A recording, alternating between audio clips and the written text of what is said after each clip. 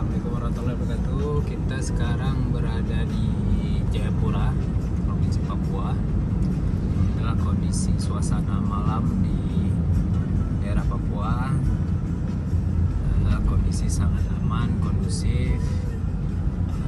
Tidak ada masalah apapun, lancar-lancar. Bahkan kendaraan pun agak sedikit ramai lancar. Oke, sekian laporan perdana dari saya. Terima kasih. Assalamualaikum warahmatullahi wabarakatuh. Sekarang kita ngopi di Jayapura, tepatnya di Cafe Tanah Papua,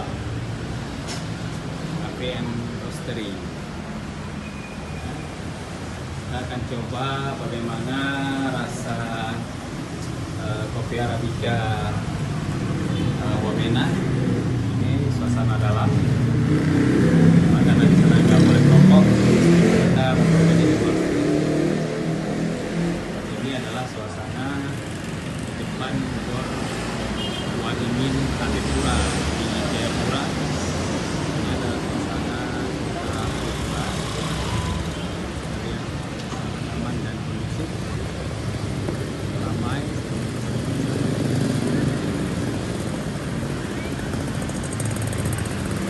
Ini adalah ciri khasnya Papua.